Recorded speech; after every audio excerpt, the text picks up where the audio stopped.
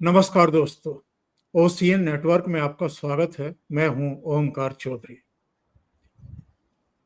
प्रधानमंत्री नरेंद्र मोदी ने राष्ट्र को संबोधित किया है और जिस दिन से वो सऊदी अरब से लौटे हैं, बस उनके दो बयान आए थे। एक बिहार की एक सभा में, जिसमें उन्होंने कहा था कि हम इन आतंकवादियों को ढूंढ निकालेंगे, इनकी शिनाख्त करेंगे, उनको सजा देंगे, उनके आकाओं को सजा देंगे और जो सजा इनको दी जाएगी वो इनकी कल्पना से भी परे होगी। और फिर एक और कार्यक्रम में उन्होंने लगभग यही बातें रिपीट की थी। पर जब ऑपरेशन हुआ 7 मई को, 6 और 7 मई को रात्रि के समय, तब से लेकर के और इस जो आपका युद्ध समझ लीजिए, कार्रवाई समझ लीजिए, ऑपरेशन सिंदूर समझ लीजिए, जब वो स्थगित हुआ तब तक प्रधानमंत्री कुछ बोले नहीं थे, वो चुप थे। लेकिन पूरा देश इस पर टकटकी लगाए था कि प्रधानमंत्री कब बोलेंगे, और उन्होंने राष्ट्र को संबोधित करते हुए पाकिस्तान को सीधे सीधे ललकारा है। कुछ प्रोटोकॉल होते हैं जिनका लिहाज होता है, इसलिए टेरर स्टेट डिक्लेयर ना करते हुए भी उन्होंने ये कह दिया कि अगर आतंकवादियों के जनाजे में सेना के अफसर कतार लगा करके खड़े हुए थे, तो आप समझ सकते हैं कि पाकिस्तान को किस श्रेणी का देश माना जाए। और ये भी कि जो पाकिस्तान में घुस भरा गया है 3 दिन में, उसके बाद पाकिस्तान दुनिया भर में भागा भागा फिर रहा था जान बचाने के लिए कि कोई उसकी जान बचाए। और उसके बाद अल्टीमेटली वो क्षण भी आया जब पाकिस्तान के डीसीएमओ का हमारे डीजीएमओ के पास फोन आता है, गुहार लगाई जाती है युद्ध रोकने के लिए, यानी अपनी बर्बादी रोकने के लिए। लेकिन प्रधानमंत्री ने कुछ बातें बहुत स्पष्ट कर दी हैं। उन्होंने कहा है कि ये स्थगित हुआ है। हम, जैसे होता है ना कि नया कर्मचारी जब रखा जाता है या जब नई शुरुआत होती है तो उसका एक प्रोबेशन पीरियड होता है, देखा जाता है उसका आचरण कैसा है, अनुशासन कैसा है, कामकाज कैसा है, काम के प्रति उसका रवैया कैसा है, चोर तो नहीं है, लापरवाह तो नहीं है, अनुशासनहीन तो नहीं है। तो पाकिस्तान को इसी पीरियड में रखा गया है और उन्होंने कहा है कि अगर कुछ भी होता है तो हम बहुत कड़ी कार्रवाई करेंगे, सबक सिखाएंगे। और दो टूक शब्दों में उन्होंने कहा है कि पानी और खून साथ साथ नहीं बह सकते। मेरे साथ एक बहुत ही सीनियर जर्नलिस्ट का पैनल जुड़ रहा है, उनको जोड़ते हैं और फिर चर्चा को आगे बढ़ाते हैं। भाऊ तोरसेकर जी जुड़ गए हैं मुंबई से, वीरेंद्र नाथ भट्ट जुड़ गए हैं लखनऊ से और धीरेन्द्र पुंडीर दिल्ली से। आप सभी का बहुत स्वागत है। नमस्कार भाऊ, सबसे पहले मैं आपके पास आता हूं। वैसे 2 दिन पहले जब आप जुड़े थे हम ही लोगों के साथ, तो आपने एक शब्द का प्रयोग किया था, न्यू नॉर्मल, और आज प्रधानमंत्री ने भी उसी शब्द का प्रयोग किया है। तो मैं आपकी टिप्पणी, प्रधानमंत्री ने जो कुछ कहा है उस पर। अरे मैं उस पर क्या टिप्पणी करूं, मैं आपको बधाई दूंगा। शायद ओसीएन नेटवर्क और ओंकार चौधरी शो उन्होंने देखना शुरू कर दिया। क्या इसके आगे कौन सा शब्द इस्तेमाल करना है वो शायद उन्होंने, क्योंकि देखो मैं अलग अलग यूट्यूब देखता हूँ, ये देखता हूँ, चैनल देखता हूँ, इसमें किसी ने भी न्यू नॉर्मल शब्द का इस्तेमाल नहीं किया था जो हमने किया था, और मैंने भी अपने चैनल में पर भी नहीं किया है। मैं ओसीएन नेटवर्क पर ही बोला हूँ उस दिन, और उस दिन मुझे क्या हुआ था मालूम नहीं। जो युद्ध विराम था, सीज फायर था, उस दिन शाम को हम बैठे थे, तब मैंने 8-10 बार कम से come this is new normal, ये बात कही थी। तो शायद उनको शब्द पसंद आया हुआ, सुना होगा, या किसी ने देखा और उनको बताया होगा, या तो उनके अपने दिमाग से आया होगा, वो बात अलग है। लेकिन ये देखो, ये समझना जरूरी होता है कि हम जब देखते हैं, सुनते हैं, तो उसका कोऑर्डिनेशन होना चाहिए। हमें सामने एक दिखता है और उसका वर्णन कोई और ही करता है, तो इसमें हम फंसने नहीं चाहिए हमको। हाँ, अरे तू बोल रहा है लेकिन दिखता तो कुछ और है। दिखता जो है, उससे जो दिखता है उसी ढंग से कुछ बात कर, तो दिखने वाला समझे। या तो ये दिखना जो है वो बदल और तुझे सुनता हो। तो यहाँ एक बात साफ थी कि जो युद्ध विराम हम उस दिन बोल रहे थे, तो उसका मतलब साफ था कि युद्ध विराम इसलिए किया था कि इनको समझाना जरूरी था, और जब समझाना होता है तो सामने वाला अगर नहीं समझता तो उसको अपने ढंग से समझाना पड़ता है। जैसे हम हिंदी में बोलते हैं, लातों के भूत बातों से नहीं मानते। जी। तो बातों से कहने का इतने साल से चल रहा है, अब लात मारेंगे। और देखो, किसी ढंग से एक एक स्टेप आगे गए कि पहले उन्होंने बोला कि हम देखेंगे, समय हमारा, टाइम हमारा, वगैरह वगैरह, ठीक है। लेकिन पहले जो कुछ हुआ वो डायरेक्टली टेररिस्ट ठिकाने थे वहां हुआ। अब उसके बाद अगर उसको डिफेंड करने जो आता है वो अल्टीमेटली टेररिस्ट बन जाता है।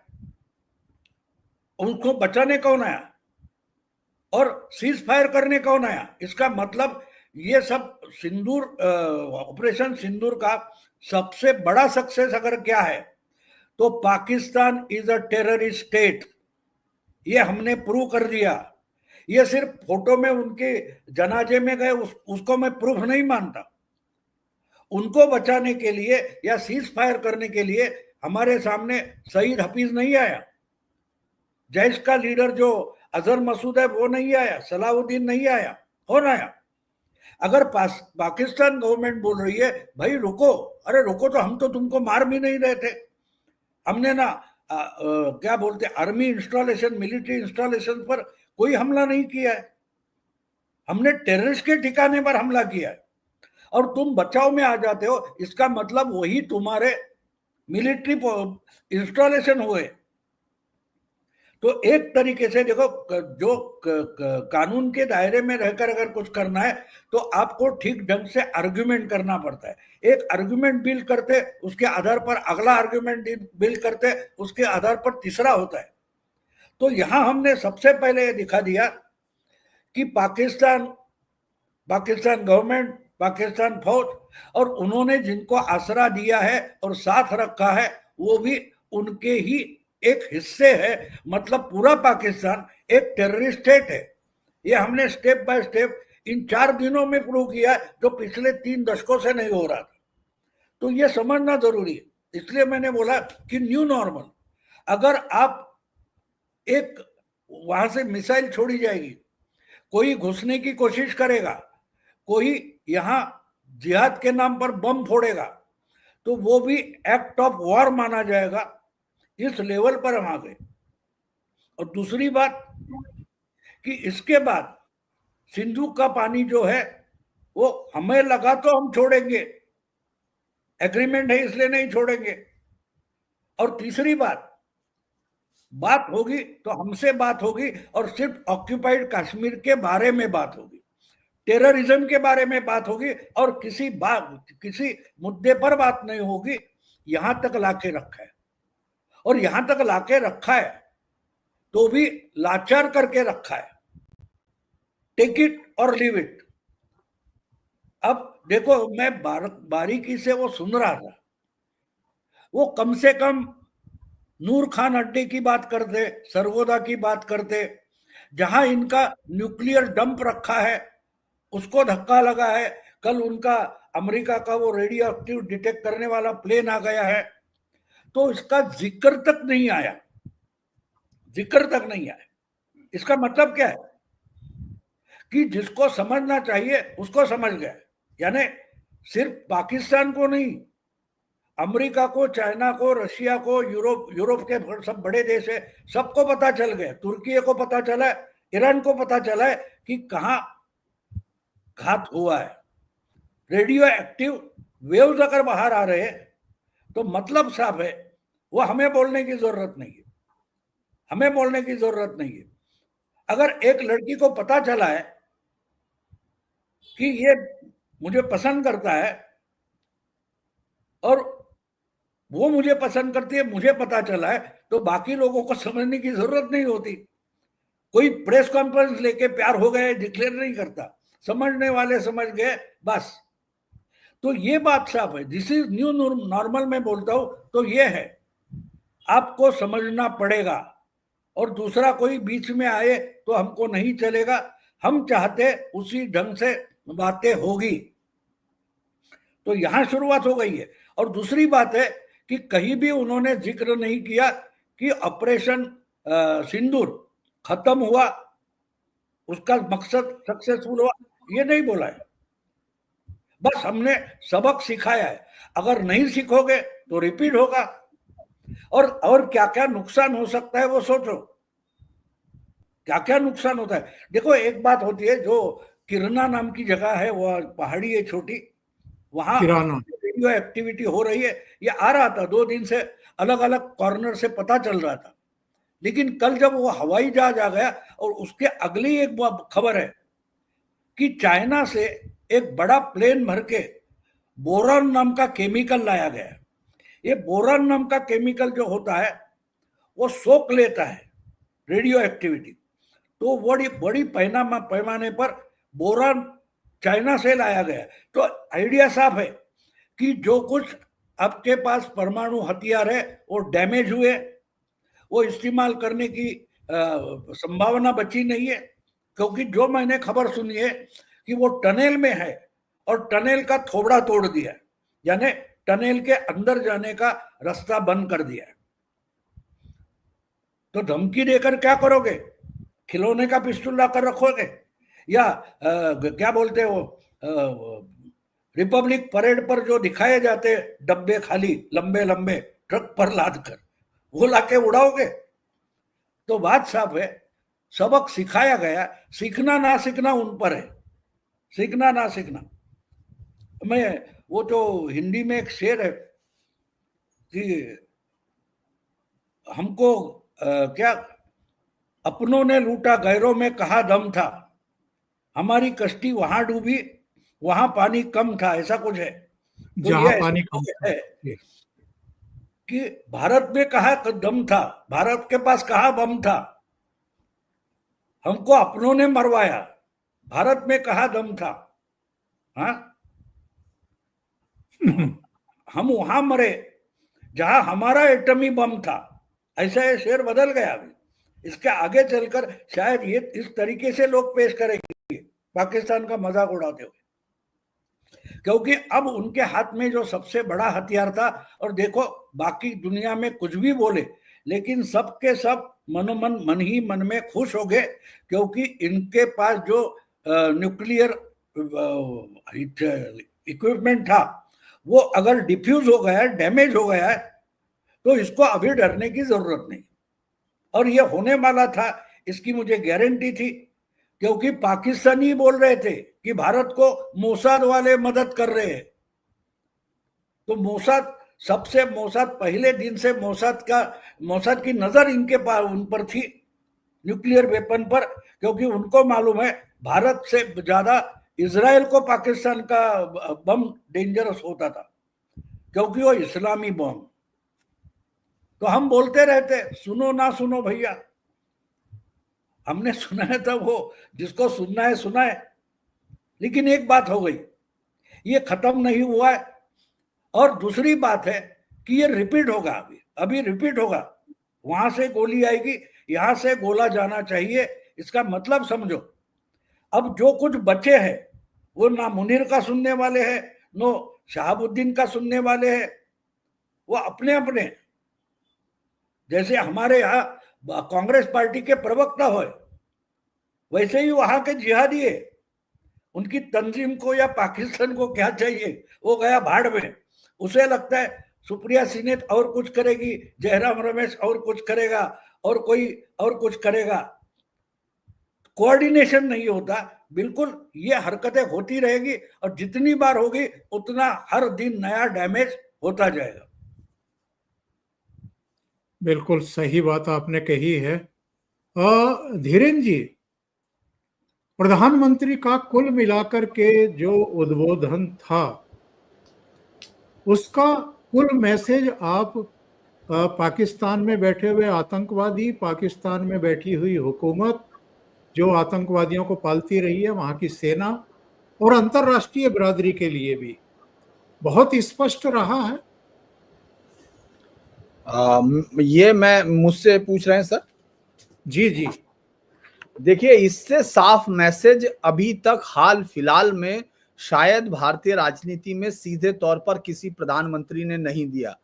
हो सकता है लाल किले से नानी की नानी याद दिला देंगे जैसे वाक्य जरूर बोले गए होंगे, लेकिन इस तरह का वाक्य जिसमें सीधे तौर पर कहा कि ये स्थगित हुआ है, इतने बड़ी चीज कहना, उन्होंने जो अब तक लोगों के मन में संशय था उसको पूरी तरह से, अंधेरे को बिल्कुल साफ कर दिया, ये कहते हुए कि कोई भी ये सिर्फ स्थगित है, हम मापेंगे पाकिस्तान के किए गए उसको जो उसको कहा है। और जिस तरह से वो माफी मांगता हुआ आया, ये गुहार शब्द इस्तेमाल की, क्योंकि जब देश का प्रधानमंत्री कोई भी शब्द इस्तेमाल करता है तो उस शब्द का अर्थ होता है, और खासतौर से भारत जैसे, क्योंकि शहबाज शरीफ क्या बोलता है उसको खुद भी मालूम नहीं होगा और कौन लिखता है उसको भी नहीं मालूम होगा, लेकिन यहां इस देश के प्रधानमंत्री के एक एक शब्द की कीमत होती है। आतंक की सरकार, मतलब आतंक की सरपरस्त सरकार और आतंक के आकाओं में कोई अंतर नहीं, क्लैरिटी है, मतलब उनको ये मालूम है कि हमको कोई चीज नहीं है, और साफ तौर पर कहा है कि हमने उसके बाद रेगिस्तान हो या पहाड़ों में अपनी क्षमता का प्रदर्शन किया है। ये इतना साफ, मतलब मैं ये कहूं कि इतना साफ तरह से पाकिस्तान आज जो पिछले 3 दिन से 2 दिन से पाकिस्तान का झूठ, पाकिस्तान के तमाम चैनल, पाकिस्तान के तमाम बाहर से लेकर वाशिंगटन से लेके दुनिया के वेस्ट में बैठे हुए तमाम लोगों को शायद आज वो मुझे लग रहा है कि आज उनको लग रहा होगा कि उनका झूठ, जो अगर वो झूठ बताना भी चाह रहे थे तो आज के दिन वो आखिरी झूठ था, क्योंकि पीएम के सच ने बिल्कुल साफ कर दिया। मुझे लगता है इतने साफ तौर पर उन्होंने, और एक सोचिए कि आगे के लिए उन्होंने क्लियर कहा, आज आतंक के आकाओं को उन्होंने क्लियर कहा, एजेंडा बताया, उन्होंने सीधा बताया कि हमने इंफ्रास्ट्रक्चर खत्म कर दिया। और उस जगह पर ये देखिए, बहुत बड़ी बात हम लोग भी कह रहे थे कि पाकिस्तान के पंजाब में जाना ये बहुत बड़ी बात है, और जो सबसे बड़ी बात जिसको हम लोगों ने पिछले शायद 10 तारीख के बाद या जब भी जैसे ये हुआ कि ये होगा युद्ध विराम, संघर्ष विराम होगा या अंडरस्टैंडिंग होगी, उसके बाद जो सबसे ज्यादा अगर जहन पर लोगों के सबसे पहला शब्द आया तो ये लगा कि शायद न्यूक्लियर ब्लैकमेलिंग का अमेरिका शिकार हुआ है। लेकिन प्रधानमंत्री मोदी ने उस न्यूक्लियर ब्लैकमेलिंग को कहा कि हम इसको नहीं मानेंगे, न्यूक्लियर ब्लैकमेलिंग हम पर नहीं चलेगी। तो जो ट्रंप की और उन तमाम चीजों की बातें थी वो भी साफ कर दी, और मैं कल भी कह रहा था कि वो प्रधानमंत्री मोदी ने एक बार भी ना सामने आए, ना हमारे विदेश सचिव स्तर के अधिकारी ने भी ना किसी ट्रंप का नाम ना लिया, ना किसी वांस का नाम लिया। तो आज का ये जो मुझे लगता है ये साफ तौर पर एक संकेत है। उन्होंने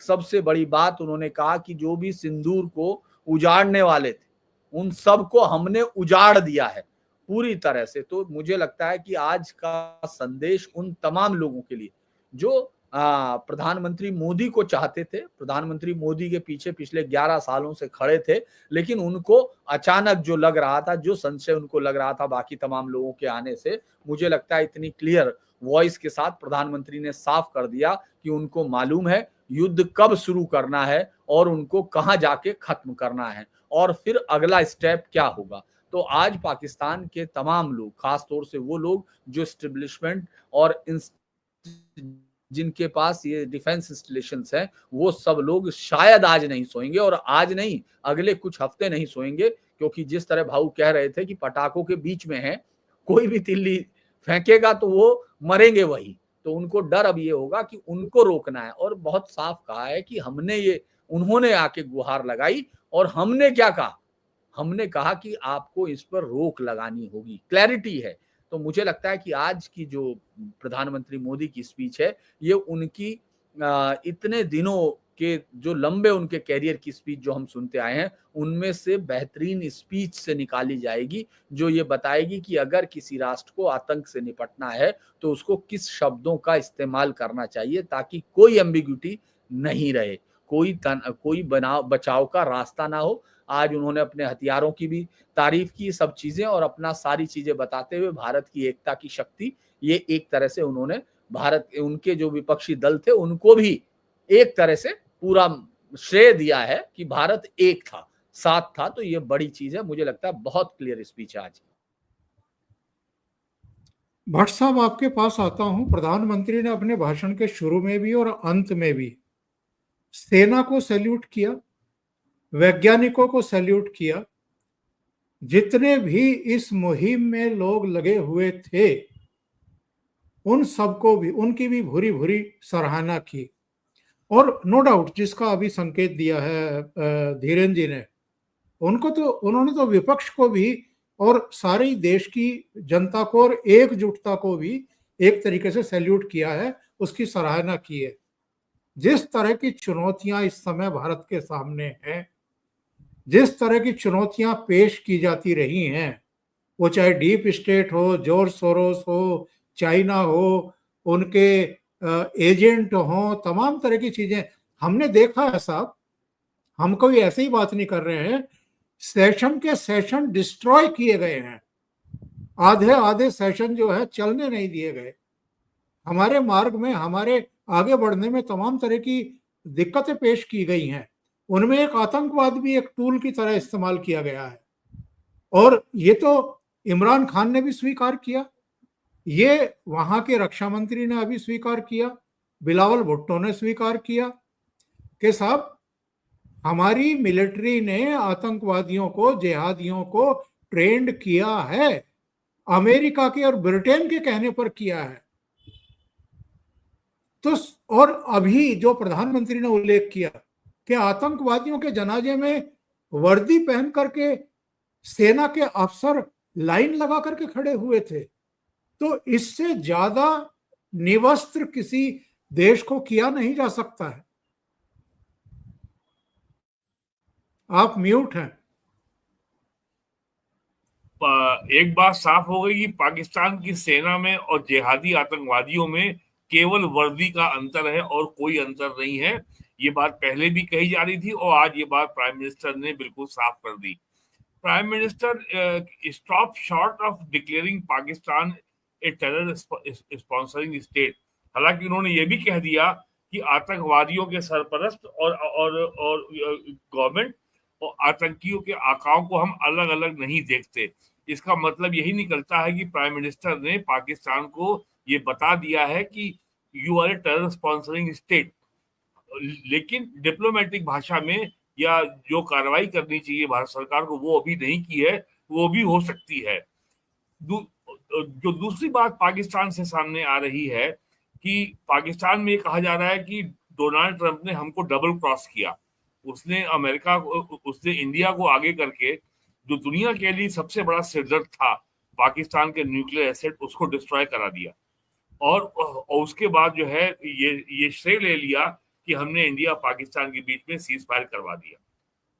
और वो लोग ये भी कह रहे हैं कि और इसको भी जोड़ा जाता है कि प्राइम मिनिस्टर ने अपने बिहार के भाषण में 24 अप्रैल को कहा था कि लक्ष्य बड़ा है, समय कम है। तो असली लक्ष्य जो था वो था पाकिस्तान के आतंकवादी नेटवर्क को खत्म करने के साथ साथ उसके न्यूक्लियर एसेट को समाप्त करना। और अब इसमें कोई शंका नहीं बची है कि वहां पे क्या स्थिति है। जिस तरीके से अमेरिकन न्यूक्लियर रेडिएशन ऑब्जर्वेशन की टीम वहां घूम रही है, और जैसा भाऊ ने भी कहा कि वो जो बोरोन केमिकल आ रहा है इजिप्ट से, वो सारी बातें हैं। और मेजर जनरल राजीव नारायण तो बहुत साफ कह चुके हैं, जिस टनल में बॉम्ब एक्सप्लोड हुआ है, जो वहां 3 बार जो वहां अर्थक्वेक आया है, अब वो टनल 1000 साल बंद रहेगी, क्योंकि वहां पे अगर खोलेंगे तो इतना भयंकर रेडिएशन निकलेगा कि उसको फिर संभाल नहीं पाएंगे। जो सबसे बड़ी बात आज प्राइम मिनिस्टर के भाषण में हुई है कि अब लगता है कि प्राइम मिनिस्टर जो है कांग्रेस के हाथ में कटोरा ही पकड़ा देंगे।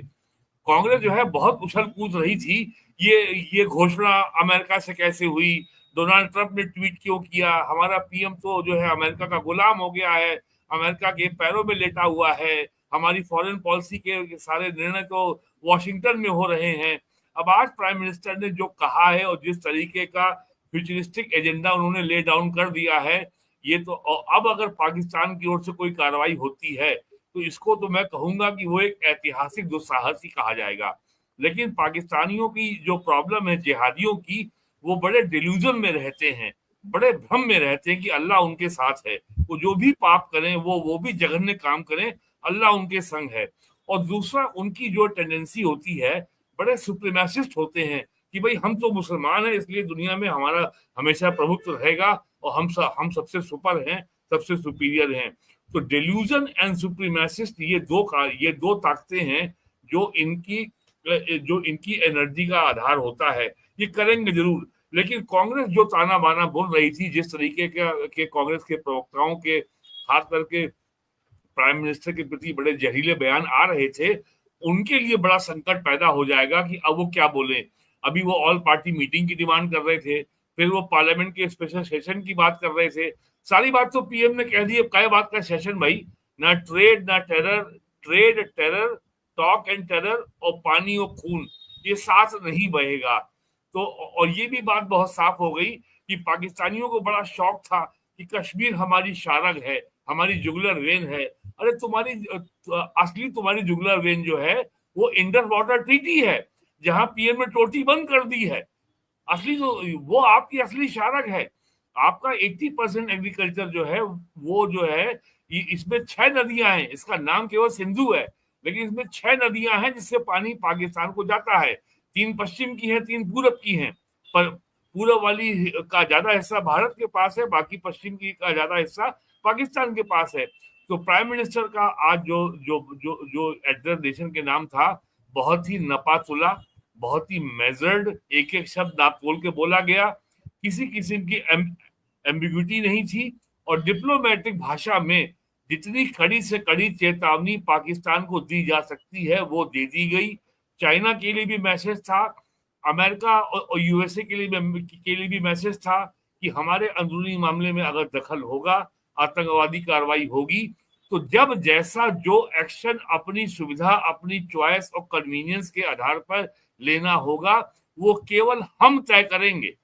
हमें किसी नेटो और किसी P5 और G7 और G20 और अमेरिका से पूछने की, कंसल्ट करने की आवश्यकता नहीं है। हम सक्षम हैं, हमारे भारत में निर्मित हथियार, अस्त्र शस्त्र सक्षम है, हमारी सेना सक्षम है, हमारी इंटेलिजेंस, हमारा सिक्योरिटी एस्टेब्लिशमेंट सक्षम है, हम काम कर सकते हैं। और जो सबसे बड़ा जो नुकसान हुआ है, चाइना का जो हथियारों का बाजार था वो पाकिस्तान की नालायकी से ध्वस्त हो गया। टर्की का ड्रोन का बाजार पाकिस्तान की नालायकी से ध्वस्त हो गया। अमेरिका का जो एयर डिफेंस सिस्टम जो किराना पे था वो ध्वस्त हो गया चगाई पे, जहां उनके न्यूक्लियर एसेट रखे हुए थे। तो और इंडियन आर्म इंडस्ट्री को जो जबरदस्त बूस्ट मिला है उसके बारे में कहने की जरूरत नहीं है। तो कुल मिलाकर के एक जिम्मेदार नेता को जिस तरीके से अपने देश की सफलता, विशेष करके इंटरनल सिक्योरिटी के लिए जो इतना ठोस काम किया है, ये समस्या हमको झेलते हुए पूरे 78 साल हो गए थे। अक्टूबर 1947 से कश्मीर में सो कॉल्ड कबायली थे, लेकिन वो कबायलियों की वेशभूषा में पाकिस्तान आर्मी के रेगुलर सिपाही थे। तब से ये आतंकवाद इस देश में चल रहा था, मजहबी आतंकवाद, जिहादी इस्लामी आतंकवाद चल रहा था। और 1980 से पंजाब में खालिस्तान के नाम पर तो खुल के चल रहा था, और 88-89 आते आते खुल के ये पाकिस्तान में शुरू हो गया। और पाकिस्तान की बहुत मशहूर पॉलिसी आपने सुनी होगी, we will bleed India with 1000 cuts. अब आज उनके कितने हजार कट्स हैं वो गिन नहीं पा रहे हैं। उनको कष्ट दे रहा है बलोचिस्तान, उनको कष्ट दे रहा है खैबर पख्तूनख्वा और अफगानिस्तान का तालिबान, उनको कष्ट दे रहा है सराइकिस्तान जो उनके पंजाब का हिस्सा है, उनको कष्ट दे रहा है सिंधी, उनको कष्ट दे रहा है मुहाजिर। अब उन्होंने अपने घर में 4 मोर्चे खोल लिए हैं, 5वां उन्होंने भारत से खोल लिया है।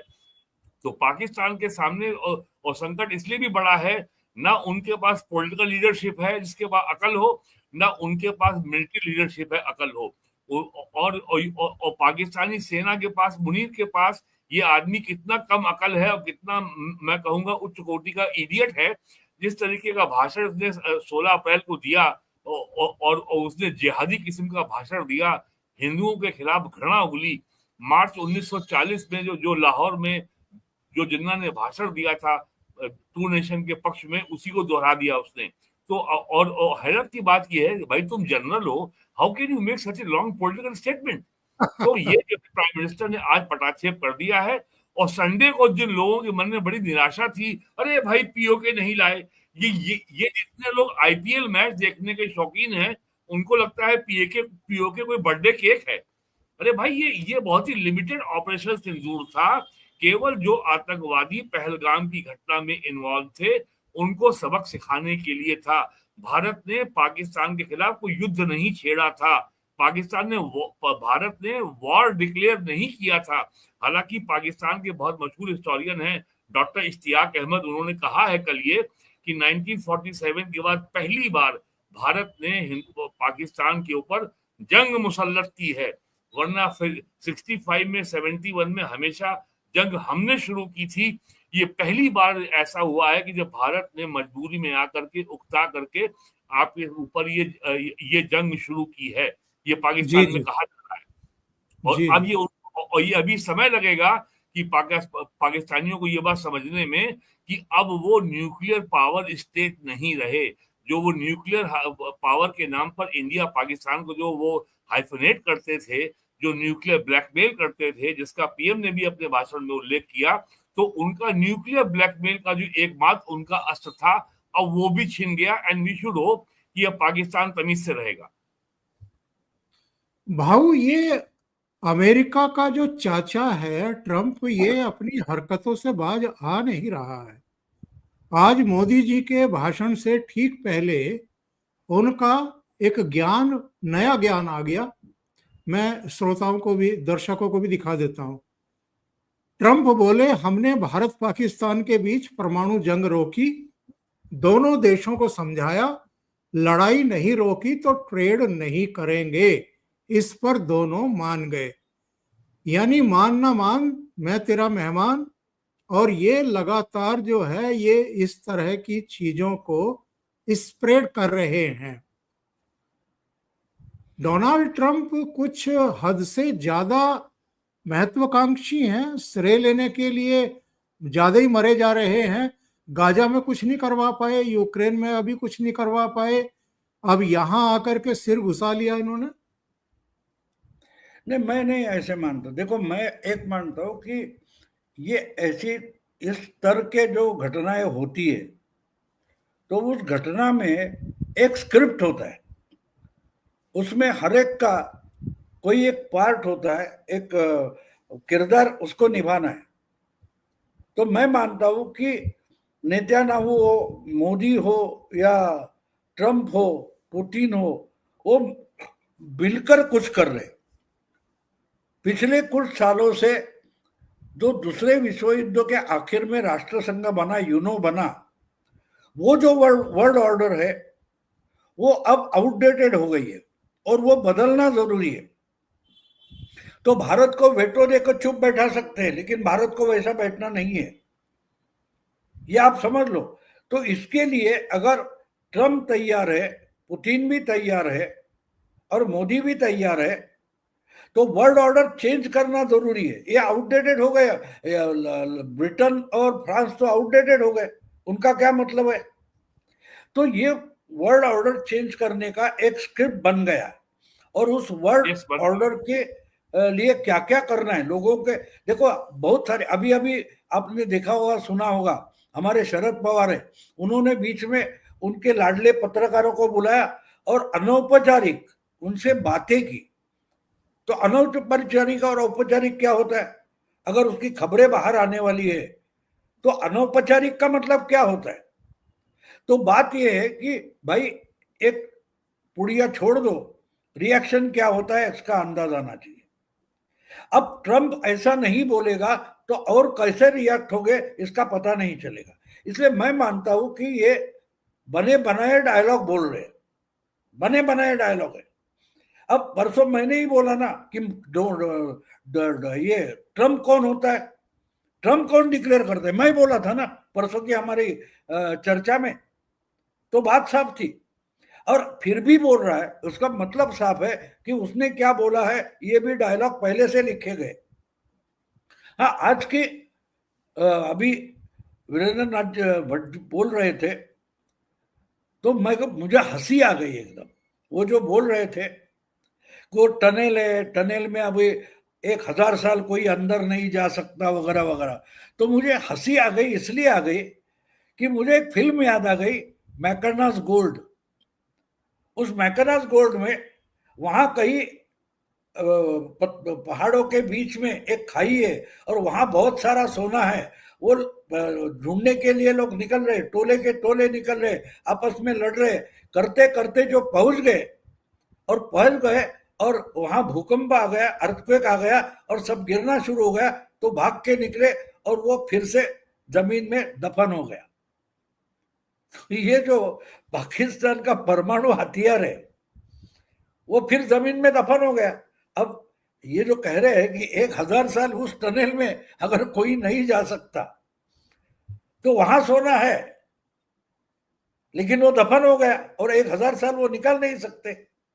तो इसलिए जो बोल रहे थे 1000 साल अंदर नहीं जा सकते, तो मुझे इसलिए हंसी आ गई। ये एक्सपर्ट्स का कहना है। हाँ, मैं बिल्कुल सही है, मैं गलत नहीं बोल रहा हूँ। मैं बोल रहा हूँ वो तो मैकर्नास गोल्ड हो गया ना, कि है तो सोना है। हाँ भाई, क्या करे, उधर अर्थक्वेक आ गया और सब फिर से दफना गया। तो ये जो चीज होती है। और एक बात मैं बोलूंगा कि प्राइम मिनिस्टर की जो भाषण हुआ, अभी संबोधन हुआ, उसमें एक चीज कम थी, उससे मैं नाराज हूं। बाकी सबके आभार उन्होंने थैंक यू कहने जैसे बोला कि भाई आर्मी लड़ी है, ये लड़ा है, वो लड़ा है, इसने मदद की है, उसने मदद की, सबकी। लेकिन एक घटक ऐसा है कि जिसके आभार मानना बहुत जरूरी है। वो कौन है? जो मोदी के खिलाफ है। ऐसे लोगों ने जो मूर्खता की है उसका भी बड़ा योगदान इस व्यूह रचना में, इस रणनीति में है। आपको याद है वो कौन, ख्वाजा आसिफ, उनका रक्षा मंत्री है, वो CNN को इंटरव्यू देते हुए क्या बोला, हमने उनके 5 हवाई जहाज गिराए। तो वो एंकर थी, उसने पूछा लेकिन उसका सबूत कहाँ है? वो बोला इंडियन मीडिया में देखो, इंडियन सोशल मीडिया में देखो। अगर हमारे ये गधे सोशल मीडिया में ऐसी मूर्खतापूर्ण पोस्ट नहीं रखते तो क्या ख्वाजा जो क्या आसिफ है वो बोलता?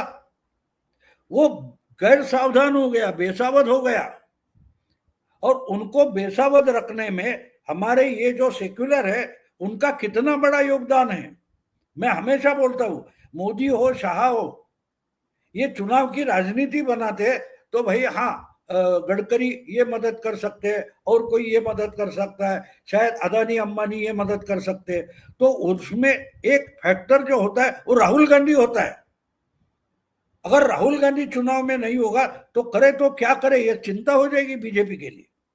बिल्कुल वैसे ही हमारे यहाँ जो सोशल मीडिया में पड़े एंटी मोदी लोग हैं, वो अगर गलत तरीके से कुछ नैरेटिव आगे नहीं लेके जाएंगे तो रणनीति में बाधा आ सकती है, एकाधा स्पेयर पार्ट कम हो जा सकता है। तो इसलिए इनका जो योगदान है मैं बहुत भारी इंपॉर्टेंट मानता हूं। ये जितना देखो, बरखा दत्त जैसे मुझे याद है, बरखा दत्त कहीं दिखाई नहीं दी, मुझे वो देखना है उसको, इसे बीच में क्या क्या बोला है। लेकिन बरखा दत्त पर पाकिस्तानी बहुत भरोसा करते, वैसे ही इन पर करते।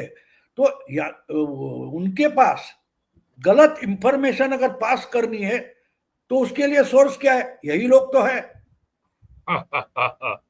ये अगर गलत बयानी करे और वो लोग उस पर भरोसा करे। अब देखिए, युद्ध विराम हो गया, उसके बाद ये बाढ़ आ गई। आपने ही बोला कि इनको इंदिरा गांधी याद आ रही है, उनको वो याद आ रहा है, उनको इंदिरा गांधी जिंदाबाद बोलने लगे। अब तो गुस्सा हो गए थे। मैं खुश था क्योंकि जो हमारा युद्ध विराम के बाद जो हमारा डिबेट हुआ था, उसके बाद देर रात में जो एयरफील्ड उड़ाए गए, जो किरना तक हमारे मिसाइल पहुंचे, वो हमारे डिबेट के बाद की बात है। तो ये जो शक पैदा करने वाले थे, भारत के खिलाफ बोलने वाले भारत के ही लोग थे, वो बड़ा इंपॉर्टेंट फैक्टर होता है। मैं एक अंग्रेजी शब्दावली है, यूजफुल इडियट्स, उसको लेनिन से जोड़ा जाता है। तो लेनिन जब पहली बार वेस्ट यूरोप में आया था, तो कुछ पत्रकारों ने उसको पूछा कि भाई तुम्हारी जहाँ सत्ता है वहां तो तुमने सबका फ्रीडम ऑफ एक्सप्रेशन वगैरह लपेट कर रखा है, जो बोलेगा उसको अंदर डालते हो, तो यहाँ के पत्रकार, यहाँ के बुद्धिजीवी तुम्हारी सराहना क्यों करते? तो लेनिन ने जवाब दिया था, दे आर यूजफुल इडियट्स। तो उस पत्रकार ने पूछा, अगर वो इडियट है तो यूजफुल कैसे हो सकते हैं? वो बोला, वो अपने लिए इडियट है लेकिन मेरे लिए यूजफुल है। तो आप यहाँ के जो ऐसे सेक्युलर लिबरल, मोदी के खिलाफ, मोदी के दुश्मन, बीजेपी के आरएसएस के दुश्मन है, वो हमारे लिए यूजफुल इडियट है, ये भूलो मत। तो इनके पास, अगर आपको और एक बात याद दिला दूं, आपको याद होगा वेद प्रकाश वैदिक नाम के एक पत्रकार, अभी जिंदा नहीं है, वो भाषा के लीडर थे। इनके साथ शहीद हफीज को मिले थे जाकर पाकिस्तान में, आपको याद होगा। हाँ। तो ये जो टीम थी, दिलीप पाडगांवकर, वो कौन है जो था, कुलकर्णी एक था, सुधींद्र कुलकर्णी, बरखा दत्त वगैरह वगैरह जो थे, वो पाकिस्तान गए थे और उनके साथ ये वेद प्रकाश वैदिक गया था। और वहां जाके वो सीधे शहीद हफीज से मिला, उसके साथ फोटो निकाली और फोटो भी यहाँ के सोशल मीडिया पर डाल दी थी उसने, बड़ा बवाल हो गया था। तो उसकी बैकग्राउंड आपको याद है? वो तो जाने वाला नहीं था। उस ग्रुप में यशवंत सिन्हा जाने वाले थे, लेकिन यशवंत सिन्हा झारखंड में कुछ आंदोलन में अरेस्ट हुए थे और उन्होंने जमानत लेने से इनकार किया था, इसलिए उनका जाना रद्द हुआ। तो कोई ना कोई जो भारत सरकार की अंदर का इंसान है, ये दिखाने के लिए वेद प्रकाश वैदिक को लिया गया। वेद प्रकाश वैदिक ना आरएसएस का था ना मोदी का था, लेकिन वो रामदेव बाबा के साथ बहुत घूमता था। तो यही मोदी का नजदीकी है, ये दिखाने के लिए उसको लेकर गए। और उसने एक बात बोली थी कि मेरे को लेके गए यशवंत सिन्हा के या क्या मणिशंकर अय्यर के घर लेके गए, वहां पाकिस्तान का हाई कमिश्नर आया था और मेरा वीसा मणिशंकर अय्यर के घर में बना, बाकी लोगों का वीसा तो पहले से बन चुका था। तो आप समझ लो कि वेद प्रकाश वैदिक वहां गया, लेकिन वहां जाकर उसने जो जो इंफॉर्मेशन लाई, तो उसको भेजने वाला कौन था ये भी सोचो। तो ये बातें इतनी आसान नहीं होती, अचानक से उसको भेजा गया ऐसा नहीं हुआ है। बिल्कुल स्क्रिप्ट के तहत बहुत सारी चीजें होती है। तो अगर आज ट्रम्प कुछ बोल रहा है तो हमको उसी ढंग से देखना पड़ेगा, सुनना पड़ेगा, इसके पीछे क्या। अब देखो, इतने दिन क्या बोलते हैं उसको, बिहार की आम सभा में बोलने के बाद मोदी जी बिल्कुल चुप बैठे थे, बिल्कुल चुप बैठे थे। आज वो पहली बार सामने आए तो जो बताया नहीं उन्होंने, वो मैं समझता हूं कि उनके लिए एक टप्पा पूरा हो गया। पाकिस्तान को सबक सिखाने का एक टप्पा पूरा हो गया। वो लूले लंगड़े हो गए, वो हवाई जहाज, लड़ाकू हवाई जहाज है, नहीं उड़ा सकते, रडार सिस्टम डैमेज हो गई है, एयरफील्ड है, इसका इस्तेमाल नहीं कर सकते। और जो उनकी सबसे बड़ी ताकत थी वो तो दिवालिया हो गया, वो तो दिवालिया हो गया ना। उनके पास परमाणु हथियार है, ऐसा धमका भी नहीं सकते। कोई बोलेगा दिखाओ, तो दिखा भी नहीं सकते। तो भाऊ एक बात कहिए, भाऊ एक बात जोड़ना चाहता हूं। वेद प्रकाश वैदिक ने हाफिज सईद का इंटरव्यू लिया था और वो दिल्ली के जनसत्ता अखबार में पहले पन्ने पे छपा। उसकी हेडलाइन थी, असलहा तो मोमिन का जेवर है। ये हाफिज सईद ने कहा था। और हाफिज सईद का इंटरव्यू आप जानते हैं पाकिस्तान के टॉप लेवल के अप्रूवल के बगैर नहीं हो सकता। बिल्कुल बिल्कुल, नहीं नहीं, वो हमीद मीर बोला था, अरे इसको मिला कैसे, हम तो रिक्वेस्ट कर बैठे कि भैया हमको सईद हफीज का इंटरव्यू चाहिए, हमको उसका टाइम नहीं मिलता, और ये 4 दिन के लिए आ गए और डायरेक्टली उसके घर तक पहुंच गए। तो वो पहुंचा था, ये बात तो हमने सुनी है, लेकिन वो वहां जाकर क्या लेकर आया, क्या देखकर आया, किससे मिलकर आया, ये भी समझ। मोदी लाहौर में कहीं नवाज शरीफ के घर में किसी त्योहार के लिए या शादी के लिए गए थे, केक काटने गए थे, तो उनके साथ और 20 लोग गए थे, सब वापस आ गए थे। किसने देखा है? क्योंकि उनके पास तो वीसा भी नहीं था, वो अफगानिस्तान से दिल्ली आ रहे थे, बीच में हवाई जहाज उतरा और गए उसके घर और वापस आ गए क्या? और उसमें आईएसआई को अंधेरे में रखा गया था। तो जो 20 लोग नवाज शरीफ के घर में मोदी के साथ सिक्योरिटी बन के गए थे, क्या वो सब वापस आ गए थे? ये भी सोचना जरूरी होता है। तो कहने का मतलब ये कि मोदी जो मानते हैं, मुझे लगता है कि मोदी के लिए एक टप्पा जो है, एक फेज है, वो पूरा हो गया। अगर इससे नहीं समझते तो और डैमेज करेंगे। समझने वाले समझ जाओ, यही इसका सार है, मैं मानता हूँ। भाऊ, आपने जो एक बात कही, इधर भी गधे हैं उधर भी गधे हैं, मुझे ओम प्रकाश आदित्य की एक रचना याद आ गई और मैंने वो ढूंढ निकाली अभी अभी। तो मैं धीरेन जी के पास जाने से पहले जरा उस रचना की 2-4 लाइनें पढ़ देता हूँ। ये देखिए, ओम प्रकाश आदित्य की ये रचना पुरानी है। इसमें इन्होंने लिखा है, इधर भी गधे हैं उधर भी गधे हैं, जिधर देखता हूँ गधे ही गधे हैं। गधे हंस रहे, आदमी रो रहा है। हिंदुस्तान में देखो ये क्या हो रहा है। जवानी का आलम गधों के लिए है, ये रसिया ये बालम गधों के लिए है, ये दिल्ली ये पालम गधों के लिए है, ये संसार सालम गधों के लिए है। पिलाए जा साकी पिलाए जा डटके, तू विस्की पे मटके पे मटके पे मटके। मैं दुनिया को अब भूलना चाहता हूँ, गधे की तरह झूमना चाहता हूँ। घोड़ों को मिलती नहीं घास देखो, गधे खा रहे हैं च्यवनप्राश देखो। यहाँ आदमी की कहाँ कब बनी है, ये दुनिया गधों के लिए ही बनी है। जो गलियों में डोले वो कच्चा गधा है, जो कोठे पे बोले वो सच्चा गधा है, जो खेतों में दिखे वो फसली गधा है, जो माइक पे चीखे वो असली गधा है। मैं क्या बक गया हूँ, ये क्या कह गया हूँ, नशे की पिनक में कहाँ बह गया हूँ। मुझे माफ करना, मैं भटका हुआ था, वो ठर्रा था भीतर जो अटका हुआ था। तो गधे जो हैं इधर भी च्यवनप्राश खा रहे हैं और उधर भी च्यवनप्राश खा रहे हैं। मैं इसलिए एसेट होते हैं, ये बड़ों की राजनीति में बिल्कुल एसेट होते हैं, मैं मानता हूँ एसेट होते हैं। आपको और एक बात ट्रम्प की याद दिला दूं। जी जी। पिछली टर्म में एक समय जो इमरान खान गया था वहां, तो इमरान से बात करते हुए ट्रम्प ने बोला था कि कश्मीर के लिए मैं बिचौलिया हो जाता हूं, मोदी ने मुझे बुलाया। अब देखो, उसके बाद यहाँ इतना बवाल हो गया कि पाकिस्तान कश्मीर के बारे में तीसरा कोई नहीं होगा, ये तो पहले से तय हुआ है, ये शिमला एग्रीमेंट में तय हुआ है, तो ट्रम्प लोग कहां से लाया? तो जयशंकर ने साफ साफ बोल दिया था, ऐसा कुछ भी नहीं हुआ है। लेकिन कुछ भी नहीं हुआ है ये जयशंकर बोलते थे, लेकिन मोदी ने कभी इसका इनकार नहीं किया।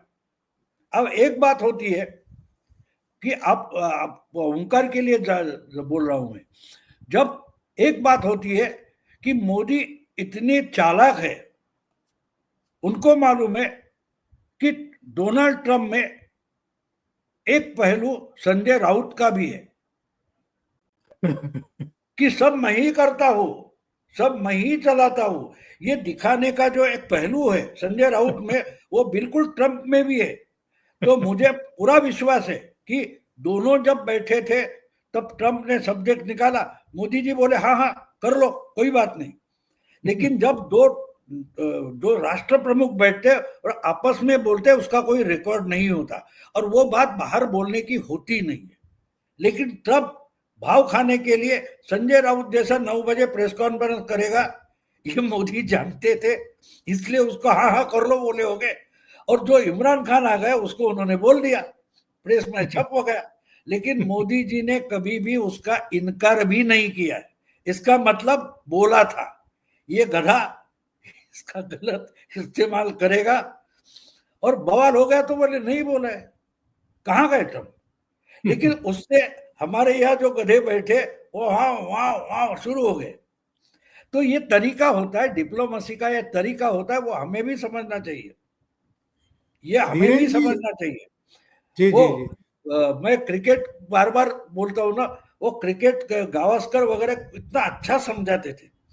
वो देख रहे थे तो बॉलर बहुत लंबा गया, वो दौड़ के आने वाला, डालने में आधा भी नहीं थे, तो गावस्कर ने एक बार ऑस्ट्रेलिया के 3 फील्डर दिखाए थे, बोले ये देखो बॉलर पीछे जा रहे थे कैसे खड़े हैं और बॉलर दौड़ते आ रहा है, ये अपनी पोजीशन सिस्टमेटिकली बदल रहे हैं। लेकिन जब बैट्समैन ने उनको देखा उस जगह पर थे, उस जगह पर फटका मारेगा उस वक्त नहीं होगी। तो ये तरीका डिप्लोमेसी का भी होता है, ये समझ लो आप।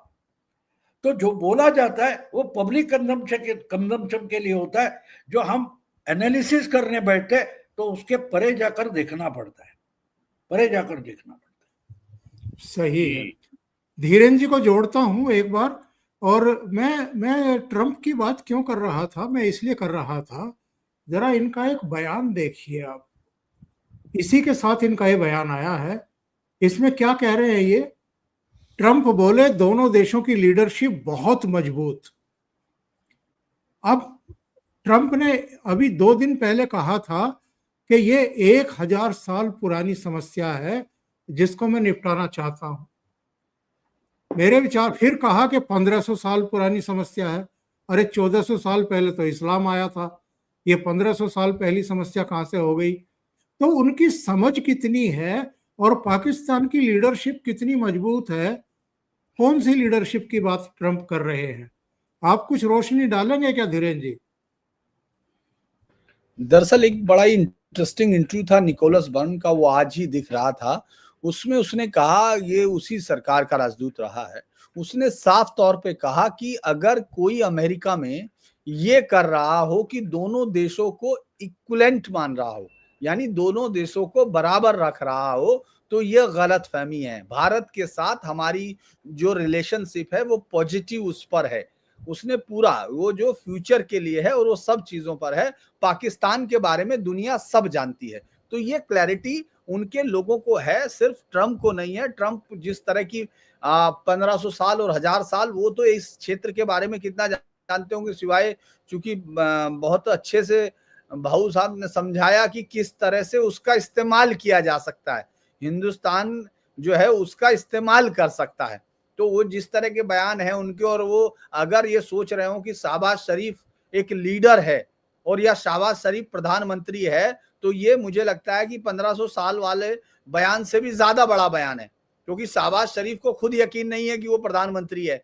उसके साथ जो एडीसी चलता है, वो उसको जब सैल्यूट मारने के लिए, ये उनका ही पाकिस्तान के लोगों का बाकायदा मीम्स है कि जब वो जो एडीसी उनका है तो वो उठकर सबसे पहले एडीसी को सैल्यूट करता है, उसको लगता है कि ये मुनीर को बताएगा। और अब तो उन्होंने एनएसए उसके साथ लगा दिया, जो एनएसए है आईएसआई के चीफ को एनएसए में तब्दील कर दिया। तो वहां किसी तरह की कोई पॉलिटिकल लीडरशिप की कोई हैसियत नहीं है। और उसको अगर आप प्रधानमंत्री मोदी के इक्विवेलेंट कर रहे हो या भारत के इक्विवेलेंट कर रहे हो उस लीडरशिप को, तो लोग आपके ऊपर उतनी देर तक ही हंसेंगे जितनी देर तक किसी बेहतरीन एक्ट पर चार्ली चैपलिन के हंसते थे, क्योंकि आपका एक्ट नहीं, आपकी बुद्धि शो होती है, उसका एक्ट था। तो मुझे लगता है कि प्रधानमंत्री मोदी के साथ ये जो है वो वही है कि वो अपने आप को दिखाना चाहता है। आज बेहतरीन तरीके से कल उधर हमने देखा रूस के जो फुटेज आ रहे थे, सब बेहतरीन। धीरेन्द्र भाई आप समझ नहीं लग रहा रहे, था कि पुतिन उसके धीरेन्द्र भाई आप समझ नहीं रहे जी। वो ट्रम्प बोल रहा है जी जी बकरे को कि तू और खाटी बिल्कुल दोनों तगड़े हैं, जा इसके साथ जरा नाश्ता करके आ जा, फिर साथ में बैठकर चाय पिएंगे। अब वो बकरे को पहले बोलेगा ये तुझे काटने वाला है, तो क्या बकरा उसके साथ जाएगा? और ट्रम्प बिजनेसमैन है यार, समझ लो, वो बिजनेसमैन है। वो तो व्यापारी है पक्का। हाँ, चलिए, वो बहुत बोलेगा लंबी इसके बात हो साथ गई। जा, नाश्ता वगैरह करके आ, बाद में एक कप चाय पियेंगे, गप्पे करेंगे, वापस में तो अकेला खाटी खाने वाला है ना। लेकिन सर एक वो बात आ ही है, चुका। आज प्राइम मिनिस्टर ने ये साबित कर दिया कि आज जो है यूरोप और वेस्ट के बाहर नरेंद्र मोदी से बड़ा कोई स्टेट्समैन नहीं है। अब ये लोगों को मानना पड़ेगा। हाँ, कांग्रेस इस बात को कभी नहीं मानेगी, दुनिया मान चुकी है। वो 240 पर है, तब भी ये हाल है। इसलिए मैं सही बात। बार बार चुनाव के नतीजे आने के बाद भी बोल रहा था, जो हाँ। अमेरिका का 7वां प्रेसिडेंट था एंड्रयू जैक्सन, 190 साल पहले उसका एक सेंटेंस है, one man with a courage makes a majority. Majority का मतलब समझो, एक इंसान जिसके पास साहस है वही तो मेजॉरिटी होती है। तो ये जो नाच रहे थे, हमने रोक दिया, हमने मेजॉरिटी रोक दी, हमने 400 नहीं होने दिया, 300 तक नहीं, 272 भी नहीं, इनको एंड्रयू जैक्सन कभी सुना तक नहीं होगा। तो मेजॉरिटी का मतलब क्या जानेंगे? One man with courage makes a majority, Andrew Jackson. भाऊ, आपका भी जुड़ने के लिए, धीरेन्द्र जी आपका भी और वीरेंद्र नाथ भट्ट साहब आपका भी बहुत बहुत धन्यवाद बहुत जुड़ने अच्छा के लिए। रहा। Thank you so much. नमस्कार।